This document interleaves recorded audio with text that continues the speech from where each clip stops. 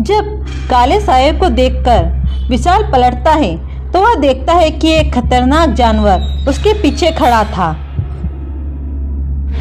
उसे देखकर वह पूरी तेजी के साथ भगता है और काफी आगे निकल जाता है।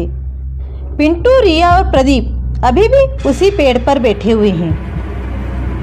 डरी सहमी रिया जोर जोर से सांसें ले रही होती है, जबकि पिंटू सोचता है कि वह इस जंगल से बाहर कैसे निकले। यह एरिया उसी एरिया के जैसा लग रहा है जहां उन्होंने अपने मैप छोड़े थे। हो ना हो यह एरिया उस एरिया के काफी करीब है। तभी वह पीछे पलटता है तो देखता है कि प्रदीप एक कैमरे में कुछ देख रहा होता है।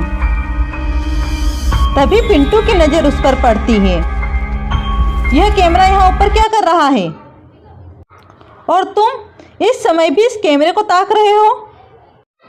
ऐसा क्या है इस कैमरे में? मुझे दो। कुछ नहीं, मैं ऊपर आते वक्त यह कैमरा भी ले आया था। तब पिंटू से बोलता है, तुमने तो कहा था कि तुम हमें सेफ जगह ले जाओगी। ये कैसे सेफ जगह लेकर आए हो? इस जंगल के बारे में सिर्फ तुम्हें पता था और तुम ही हम सभी को लेकर आए हो। मुझे यह जंगल जाना पहचाना लग रहा है। तुम हमें फिर से वहीं लेकर आए हो जहां हमारे मैप छूटे थे, हमारा सामान छूटा था। देखो पिंटू, इतना गुस्सा मत करो।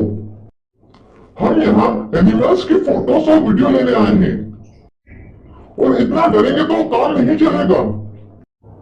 डरे क्यों नहीं? मेरा अब हमारे बीच में नहीं रही।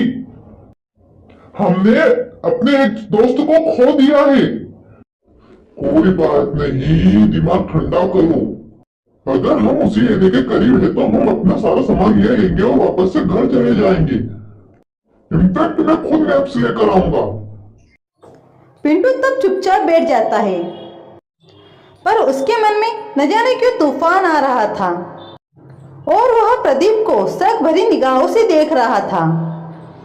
वह कैमरे में देख देख कर हल्का हल्का मुस्कुरा रहा था। जब नैना को जानवर ले गया था तब भी उसके चेहरे पर थोड़ा सा भी दुख नहीं था और ऐसे दुख की घड़ी में भी वह मुस्कुरा रहा है। कैमरे में ऐसा कुछ तो था।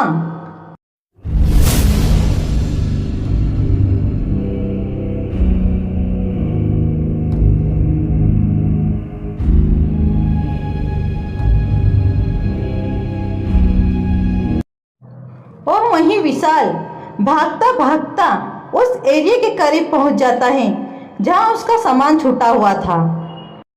मुश्किलें है कि थमने का नाम नहीं ले रही। विशाल को पता लग चुका था कि बिना मैप के इस जंगल से बाहर निकलना मुश्किल ही नहीं, नामुमकिन है।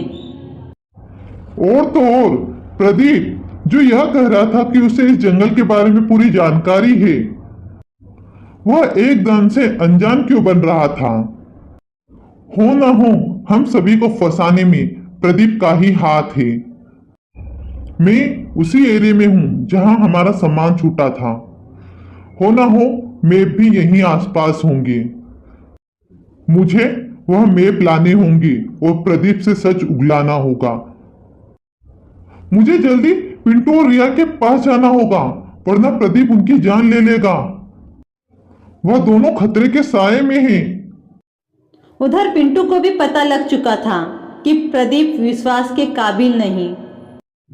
जब वह प्रदीप से बार बार पूछता है तो प्रदीप गुस्से में कह ही देता है कि वह यहाँ पिकनिक बनाने नहीं आया था, अपनी लाइफ बनाने आया था और इसीलिए मैं तुम लोगों को वापस उसी जगह पर लेकर आया हूँ। सच तो यह है कि हम लोग पहले जहाँ रुके थे वही सबसे सेफ जगह थी और तुम लोग मेरा क्या उखाड़ लोगे? मेरी मदद के बिना तुम यहाँ से निकल भी नहीं पाओगे। रिया और पिंटू दोनों प्रदीप की यह बातें सुनकर दंग रह गए, जैसे किसी ने उनके ऊपर वार कर दिया हो। रिया काफी डर चुकी थी और काफी समय से किसी ने कुछ खाया भी नहीं था। उसे चक्कर आ रहे थे, मानो वह अभी गिर जाएगी। और प्रदीप हंस रहा था। तुम हंस क्यों रहे हो? और क्या चाहिए तुम्हें? देखो रिया की हालत कैसी हो गई है। देखो, सुबह होते ही हम सब इसी जंगल से चले जाएंगे। तुम्हें जो चाहिए था वह मिल गया, पर और भी बहुत कुछ मिल सकता है अगर तुम साथ दो। मतलब यह कि यह तो सिर्फ एक जानवर था।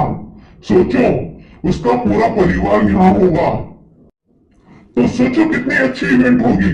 और जब हम उस इवेंट को कैप्चर करेंगे तो हमें कितना पैसा मिलेगा। हम उसकी पूरी फैमिली का एक वीडियो बनाते हैं। सेटअप प्रदीप। वैसे ही नैना जा चुकी है, पर रिया तो जिंदा है। इसकी हालत तो देखो, अगर वह फिर से आ गए तो इसे भागने की भी नहीं बनेगी। तो क्यों ना हम इसकी जान का सदुपयोग करें। आखिर दोस्त ही तो दोस्त के काम आता है। और उधर विशाल को एक कागज का टुकड़ा मिलता है, जिसे देखकर वह खुश हो जाता है।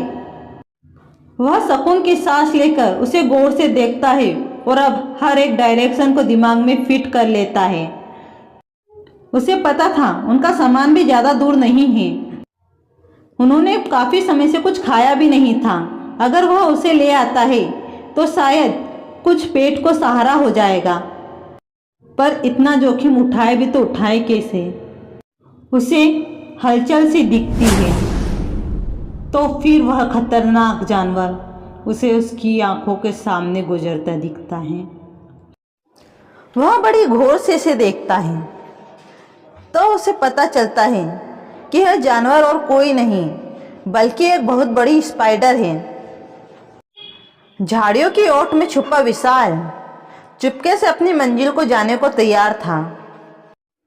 इधर प्रदीप के बार बार बोलने पर भी पिंटू रिया की जान का सौदा करने को तैयार न था। उसकी जेब में जूस की बोतल थी। उसने उसे रिया को पिलाया। रिया, तुम घबराओ मत, हम बहुत जल्द यहाँ से बाहर निकलेंगे। यह ऐसे नहीं मानेगा। थोड़ी देर बाद सुबह हो जाएगी, और अगर आज काम नहीं हुआ तो मुझे कल रात का इंतजार करना होगा। मैं और इंतजार नहीं कर सकता। जब उसे पता चल जाता है कि पिंटू उसके जाल में नहीं आएगा, तो वह अपना रंग बदलकर रिया के पास पहुंच जाता है। नो रिया, मेरे पास बस यही खाने का था, खा लो, तुम्हें इसकी बहुत जरूरत है। पिंटू, रिया मेरी भी दोस्त है। तुम्हारी गलतफहमी का इलाज मैं नहीं कर सकता था, इसलिए मैंने अपना गुनाह कबूल कर लिया। तुम्हें जो समझना है वह समझो, और जरा सोचो, यहाँ जान तो मेरी भी दांव पर लगी हुई है।